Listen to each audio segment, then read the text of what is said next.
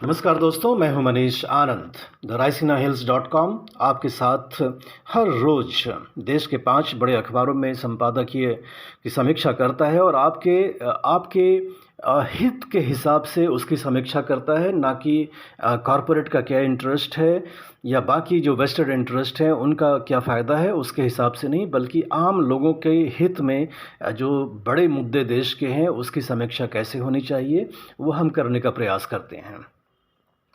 दोस्तों, export import का जो फ़र्क है उसे हम कहते हैं ट्रेड डेफिसिट। अगर एक्सपोर्ट कम हुआ और इंपोर्ट ज़्यादा हुआ तो ट्रेड डेफिसिट हो जाएगा, माने हमारा घाटा। अगर एक्सपोर्ट ज़्यादा है और इंपोर्ट कम है तो देश हित में है, क्योंकि हम ज़्यादा पैसा कमा रहे हैं, कम खर्च कर रहे हैं। दोस्तों, जून में जो ट्रेड डेफिसिट आया वो अपने रिकॉर्ड लेवल पर है।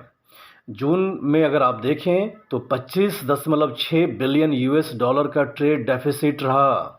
जो इंडिया एक्सपोर्ट करता है, जो निर्यात करता है इन जिन चीज़ों का, उसका मांग अगर आप देखेंगे तो विश्व के बाज़ार में वो कम होता दिख रहा है।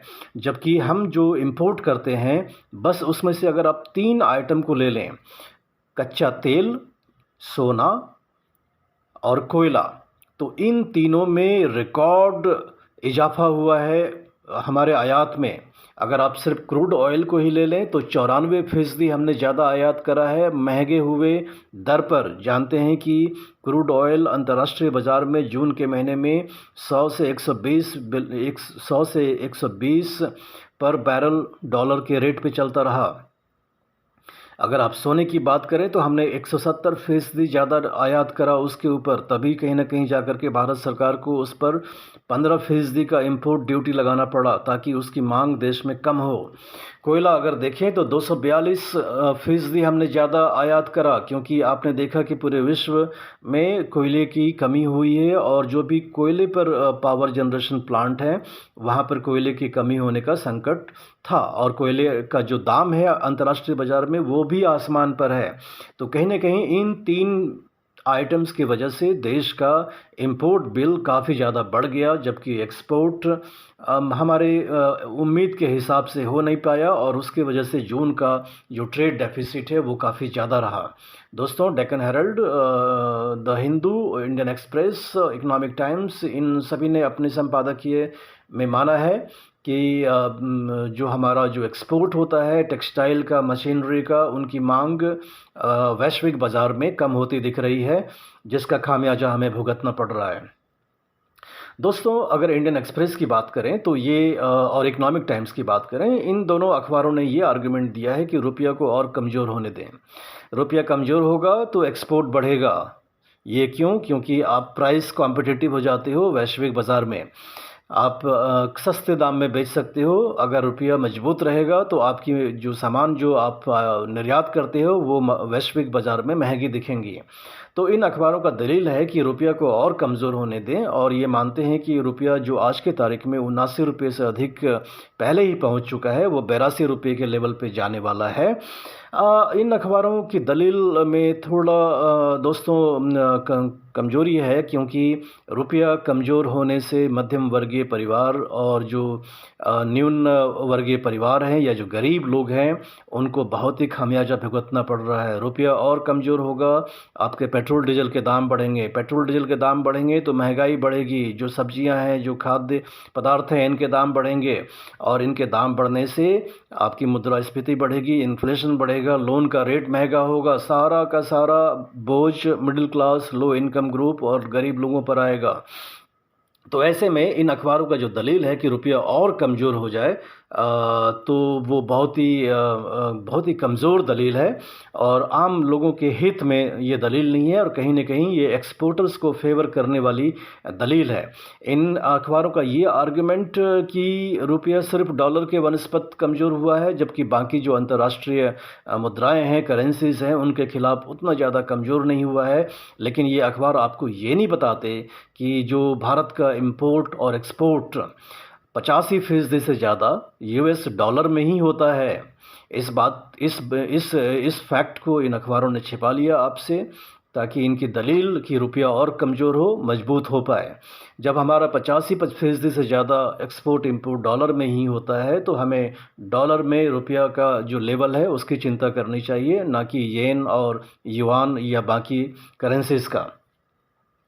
दोस्तों, नेशनल ग्रीन ट्राइब्यूनल नाम का एक संस्था है जिसका जो प्रिंसिपल काम है वो पर्यावरण की संरक्षण करना। अगर पर्यावरण को किसी काम से ठेस पहुंचता है, वो नष्ट करता है पर्यावरण को, तो उन कामों को रोकना। लेकिन हमने देखा है कि दिल्ली और उसके आसपास के इलाकों में अक्टूबर नवंबर का महीना ले तो हर साल एक तरह से गैस चैम्बर में लोग रहते हैं। अब दिल्ली, एनसीआर, नोएडा, गाज़ियाबाद के लोग, जो गाज़ीपुर लैंडफिल साइट है वहाँ पर हर साल आग लगी रहती है और जहरीली गैस के बीच में लोगों को रहना पड़ता है। और ये सारा सब कुछ नेशनल ग्रीन ट्राइब्यूनल के काम करने के बावजूद, तो कहीं ना कहीं नेशनल ग्रीन ट्राइब्यूनल के अस्तित्व की प्रासंगिकता का भी सवाल उठ खड़ा होता है। और टाइम्स ऑफ इंडिया ने अपने एक संपादकीय में माना है कि हाल फिलहाल के एनजीटी के जो ऑर्डर्स आ रहे हैं उसमें क्वालिटी इश्यूज है, क्योंकि वो निरंतर रूप से रेगुलर बेसिस पर हायर कोर्ट्स में, हाई कोर्ट में, सुप्रीम कोर्ट में चैलेंज किए जा रहे हैं।